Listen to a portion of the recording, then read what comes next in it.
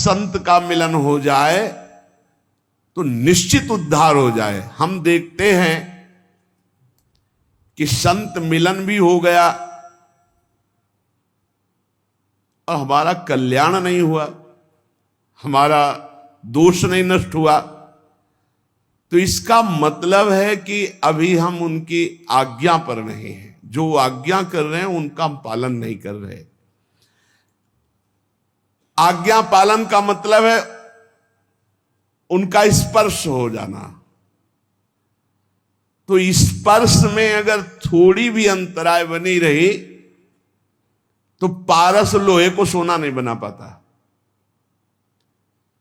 एक दिन एक सेवक ने संत से कहा कि मुझे बहुत धन की लालसा है। उनका मैं स्नान करके आता हूं, कुटिया में पारसमणि रखी, फिर दे दूंगा, आप अपने घर में लोहे में छुआ लेना तो सब सोना बन जाएगा, बड़े धनी हो जाओगे। वो स्नान करने के लिए गए नदी में, उसको बेचैनी हुई, पूरी कुटिया में ढूंढ डाला, कहाँ है पारसमणि। अब छोटी कुटिया पूरा ढूंढ डाला, कहीं नहीं मिली पारसमणि। संत जी आए तो उनका, भगवान इस कुटिया में पारसमणि कहाँ आपने छुपा रखी? छुपा क्या रखी? वो सामने रखी, लोहे की डिबिया में रखी, ला उठा के उनका, भगवान ये पारस कैसे हो सकती? जब लोहे की डिबिया कोई सोना नहीं बना पाई तो ये आप हमको क्यों बहलावे में डाल रहे हैं कि हम पारसमणि दे देंगे, आप लोहे में स्पर्श कराकर सोना बना लेंगे। तो उनका, रुक जाओ। खोला और रुई का बीच में भेद है, पर्दा है। बोले देखिए, लोहे की डिबिया और बीच में रुई और ऊपर पारसमणि, इसलिए सोना नहीं बन। जो ही हटा करके सीधे स्पर्श कराया वो सोना बन गई। जब तक हम मनमानी अहंकार से प्रेरित होकर आचरण करेंगे तो संत संग होने पर भी स्पर्श प्राप्त नहीं हुआ।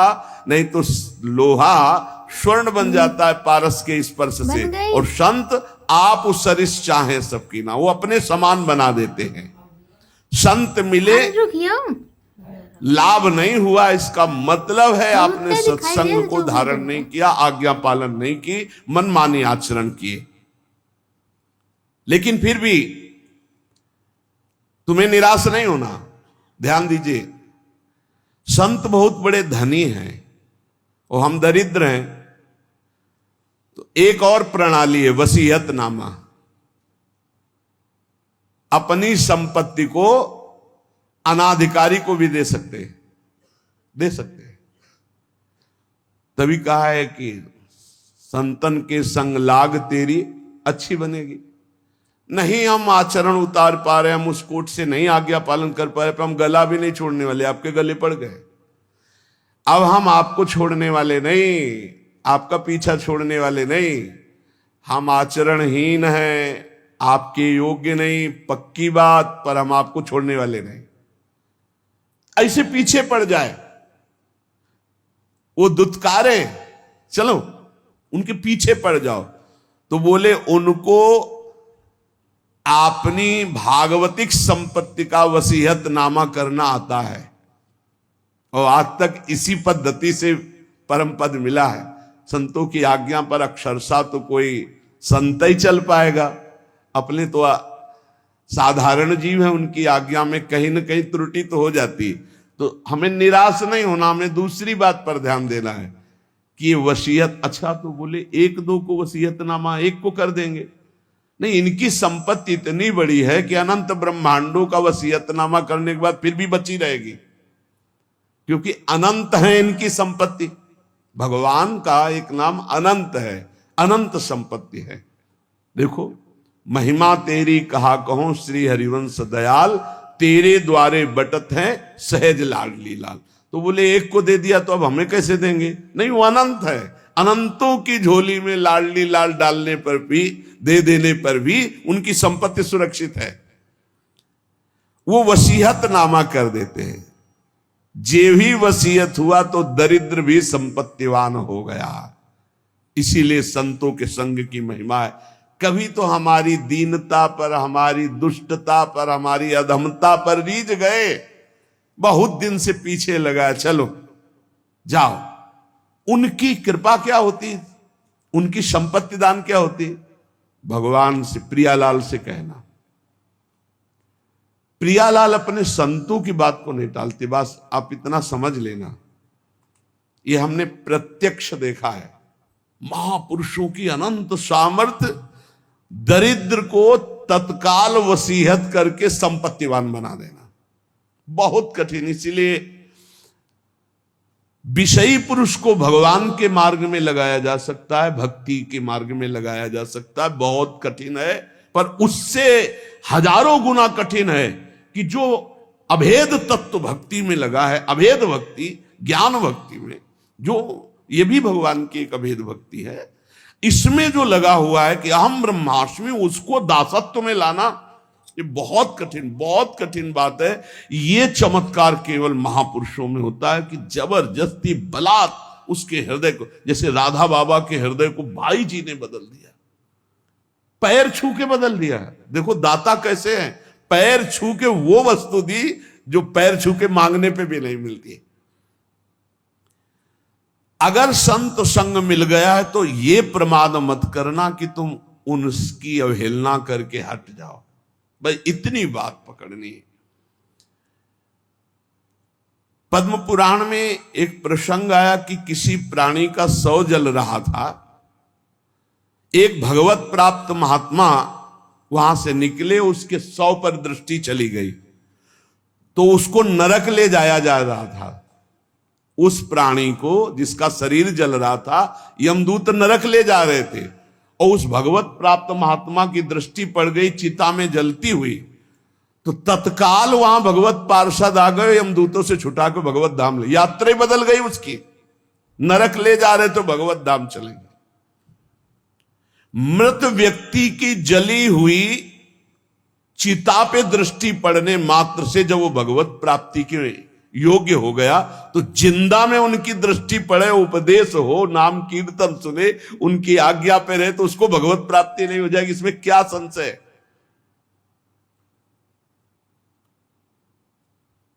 बड़े बड़े महापुरुष प्रसन्न रूप से यहां भ्रमण करते रहते हैं। ये धाम है, ब्रज भूमि है, आप जान नहीं सकते कौन किस कोटि का है। जहां लिखा हुआ है अवश्य में भोक्तव्यम कृतम कर्म शुभाशुभम, देख लो चमत्कार। भोगने ही नरक जा रहा था, उसकी चिता पे दृष्टि पड़ गई, रास्ता बदल गया, नरक का रास्ता छोड़ के भगवत धाम, भगवत पार्षद आए। जैसे नरक ले जा रहे थे यमदूत अजामिल को, संतों के संग से ही अपने बेटे का नाम नारायण रखा था, और नारायण पुकारा, यात्रा बदल गई, भगवत धाम चला गया। भगवान के वचन है अवश्य में भोक्तव्यम कृतम कर्म शुभाशुभम, बिना भोगे नहीं बचेगा जीव।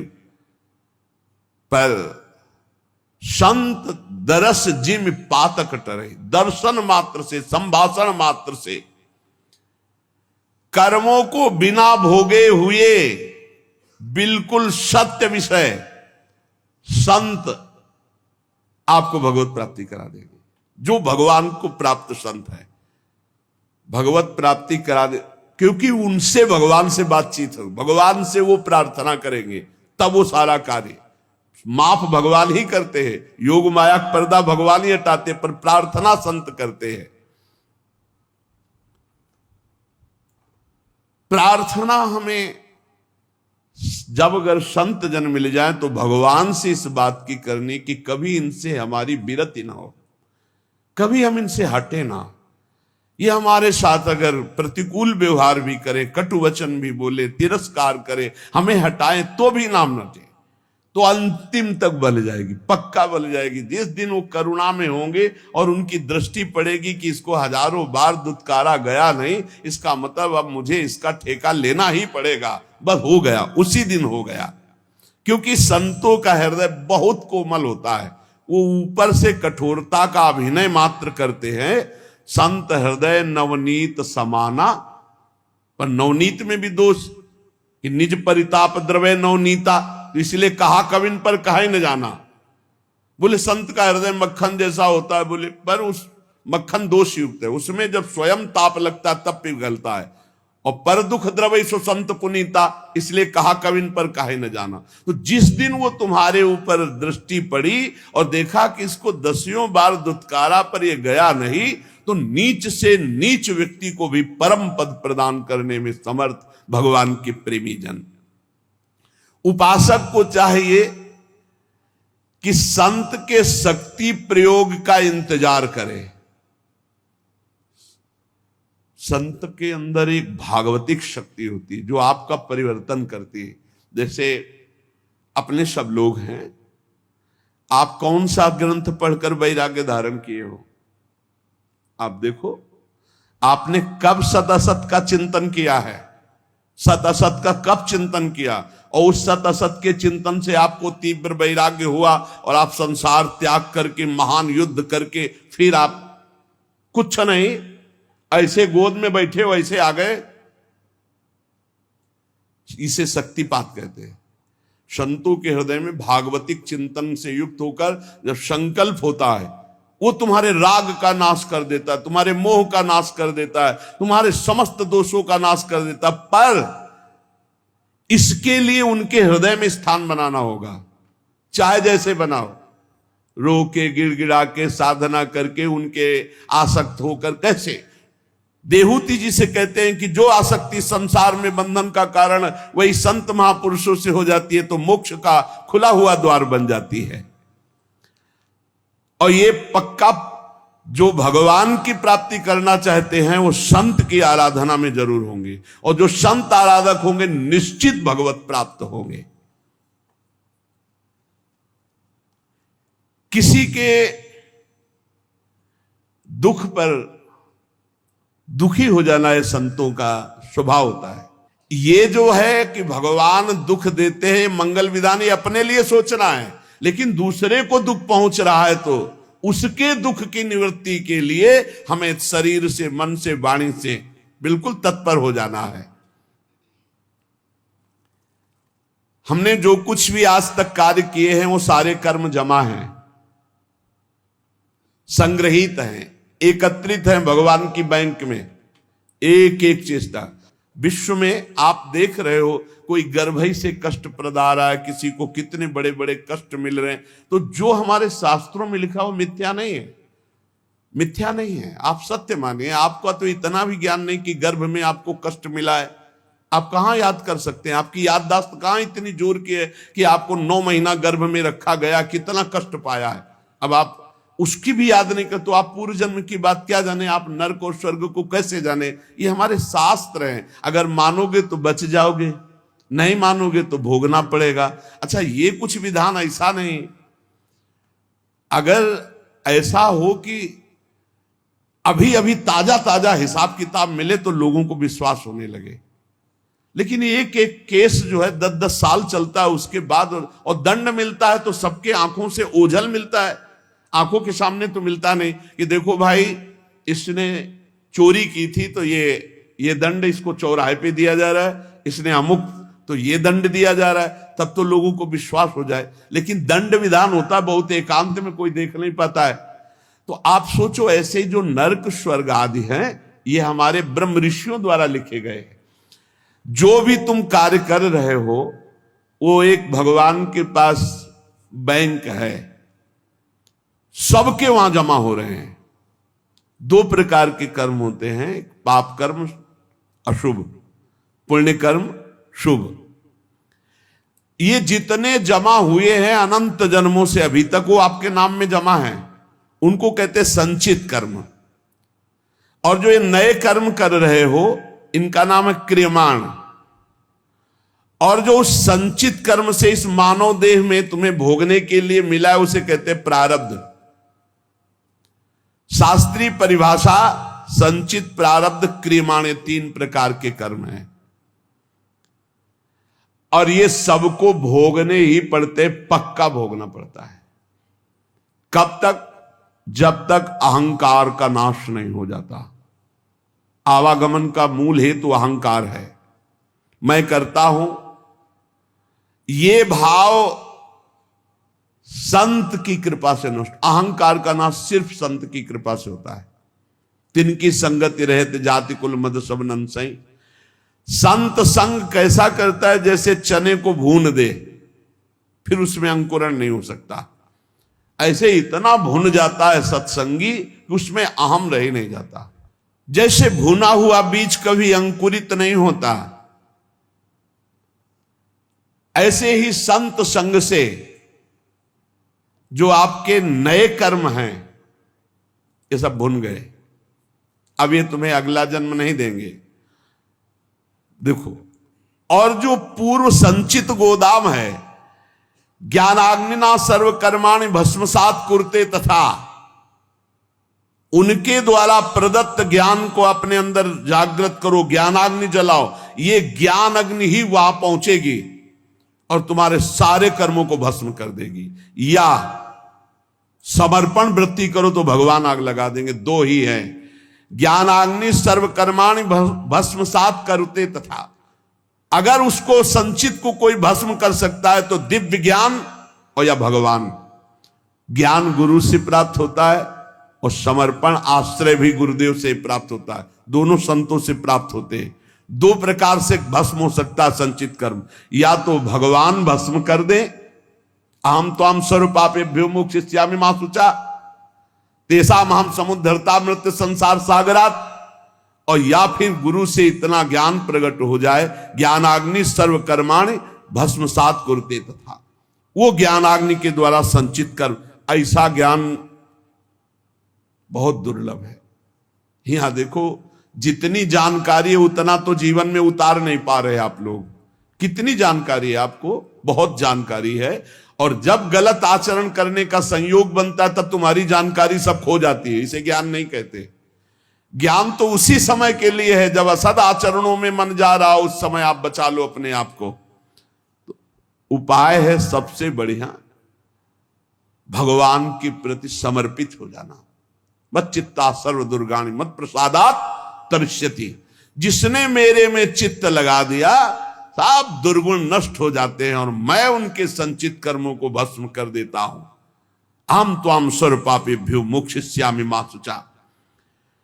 और प्रारब्ध बड़े बड़े ऋषियों को भोगना पड़ता है।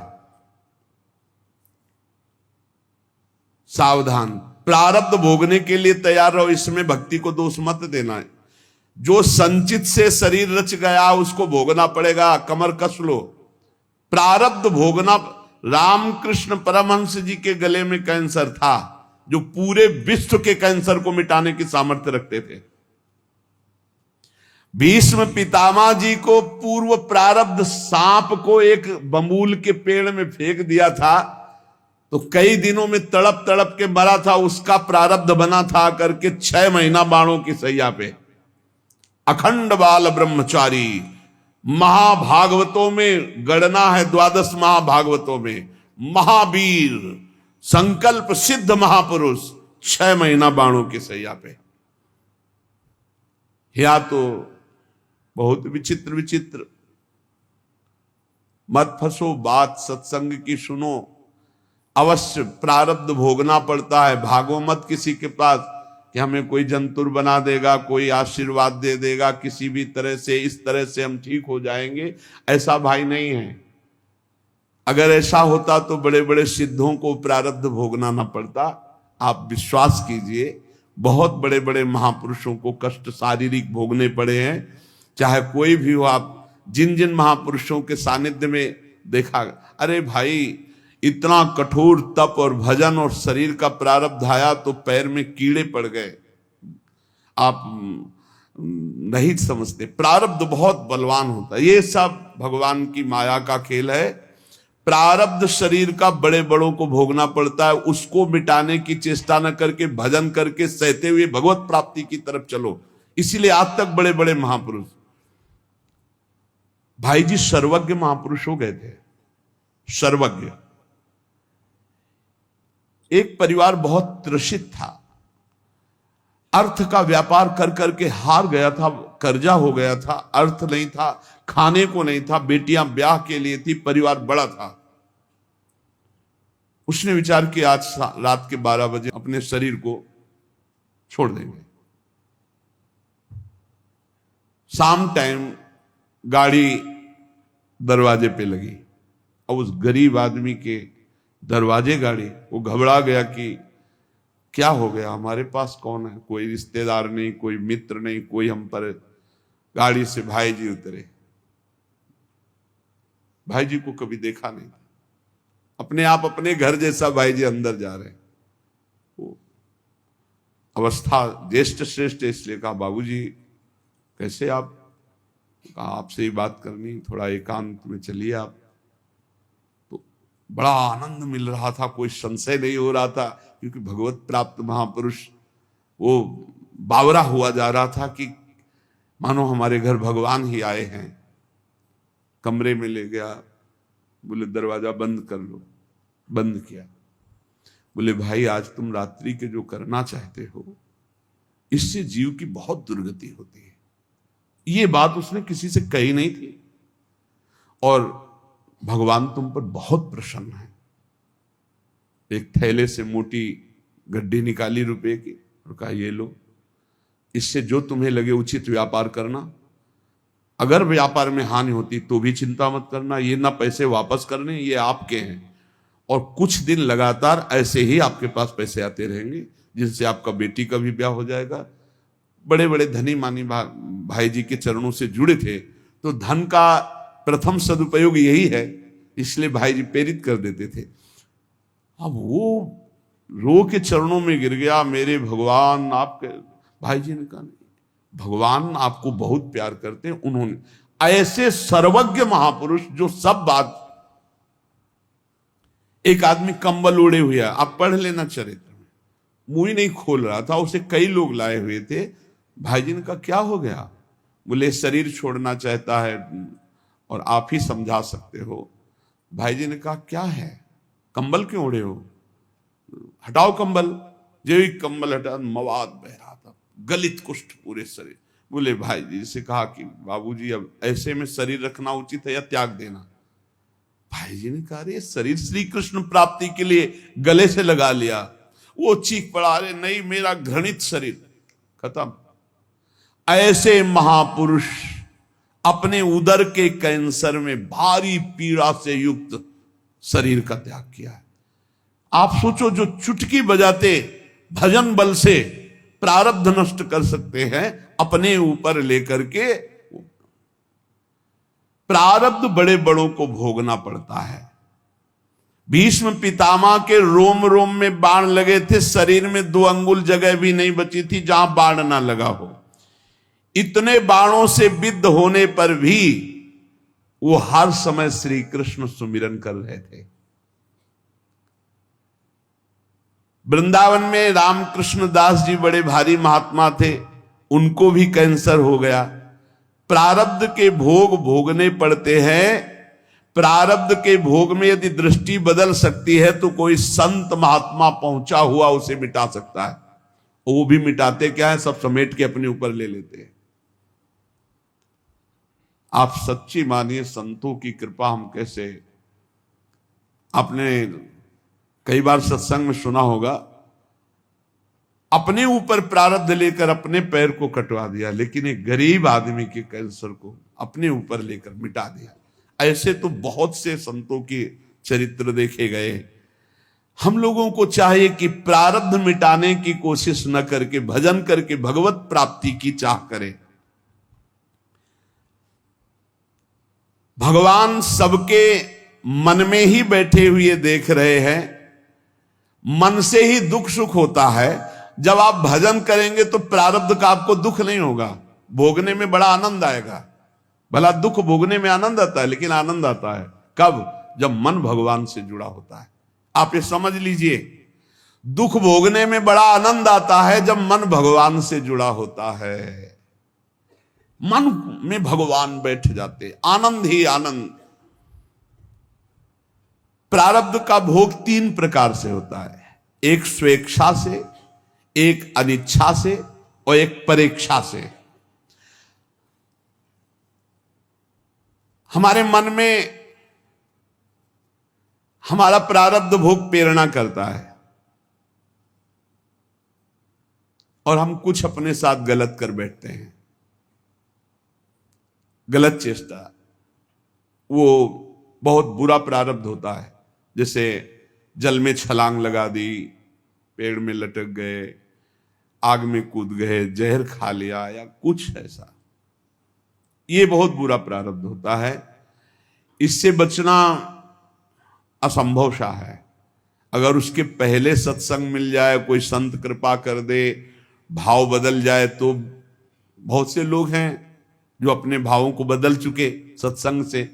नहीं तो ये जो पहला है स्वेच्छा से, ये बहुत खतरनाक, क्योंकि कोई जान ही नहीं पाता कि उसके अंदर चल क्या रहा है, और वो खतरनाक प्रारब्ध उसको नष्ट कर देता है। स्वेच्छा, जानबूझ करके अपने शरीर को नष्ट करना, बहुत बुरा प्रारब्ध होता है, बहुत बुरा प्रारब्ध होता है। स्वेच्छाकृत प्रारब्ध बहुत भयानक होता है। यह तभी मिट सकता है जब किसी महापुरुष का संग मिल जाए और उनके वचनों से हमारा चिंतन बदल जाए। वो चिंतन तभी बदलेगा, पाप हल्के होते हैं दर्शन से, संभाषण से, उनकी कृपा से। तो कहते हैं ना, आपने बचा लिया, नहीं तो हम तो शरीर को नष्ट कर देते। मतलब उनकी विचारधारा को परिवर्तित कर दिया गया, क्योंकि ये स्वेच्छाकृत प्रारब्ध है, ये आपके अंदर है बैठा हुआ, मार देगा। कभी किसी के अंदर अगर इस भयानक पाप बन जाएगा तो ये जागृत हो जाएगा कि क्या करूं, शरीर छोड़ दूं क्या, ऐसा आने लगेगा भारी प्रारब्ध।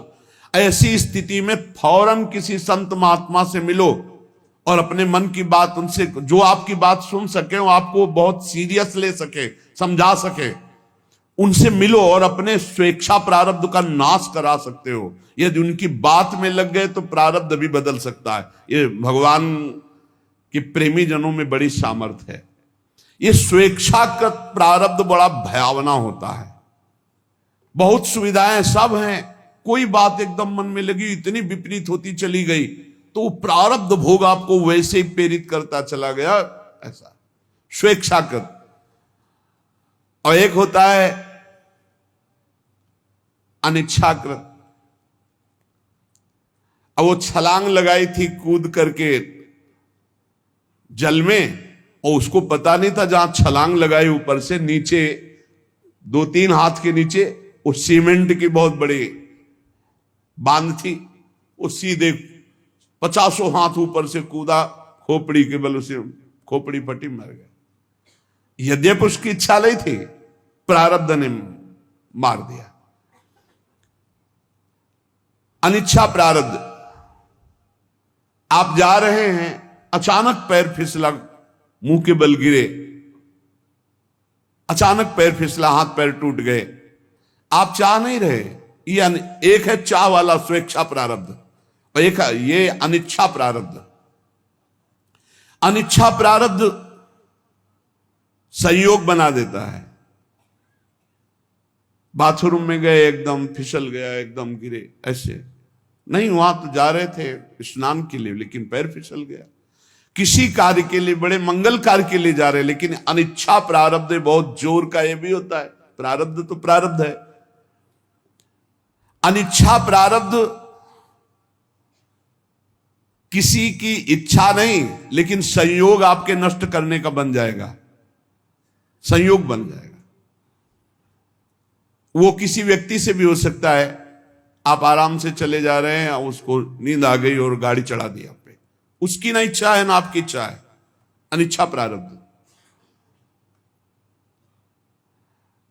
अब 1 मिनट पहले वहां से निकल जाते तो वो जो ऊपर की बालकनी थी उनके ऊपर ना गिरती। मस्ती से आराम से जा रहे, ठीक समय पे बालकनी नीचे गिर के मर गए। बैठे चाय पी रहे, पेपर पढ़ रहे, पीछे की दीवार गिर गई। अनिच्छा प्रारब्ध बहुत तरह का होता है। अनिच्छा प्रारब्ध को मिटाने के लिए भी भगवद आराधना, संत संग। कई बार आपसे प्रार्थना की है, अगर आप याद किए हो सत्संग में, कि आप जब अपने घर से निकले तो 5 महाभागवतों का नाम जरूर ले ले। बिल्कुल आपका हर प्रारब्ध संयमित हो जाएगा। आप ध्यान रखना, भक्ति भक्त भगवंत गुरु चतुर नाम बपु एक, इनके पद बंधन के नासत विघ्न अनेक।